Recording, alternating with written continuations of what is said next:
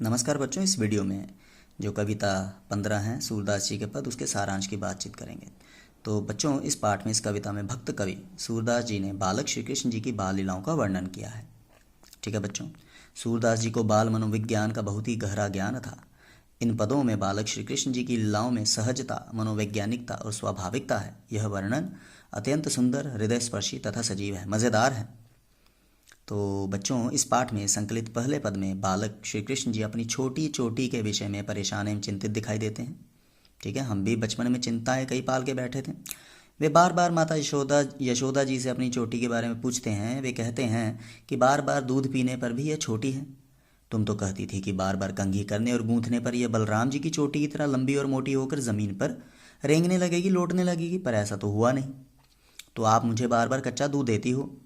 बालक श्री कृष्ण जी की ऐसे बातें सुनकर माता यशोदा जी रीझ जाती हैं और उनकी और बलराम जी की जोड़ी बनी रहने का आशीर्वाद देती हैं।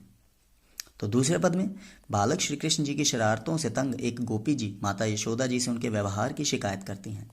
वह कृष्ण जी की करतूतों के बारे में बताती हैं कि दोपहर में घर को सुनसान समझकर कृष्ण जी घर में आ गए। छींके पर रखा दूध दही उन्होंने खुद भी खाया और ग्वाल बालों को भी खिलाया। वह माता यशोदा जी से कहती हैं कि आपने ही ऐसा अनोखा पुत्र पैदा किया है, आप इसे मना क्यों नहीं करती। तो ये शिकायत थी। तो ये सारांश है इन दो पदों का। धन्यवाद बच्चों। कोई शंका हो पूछिए ज़रूर।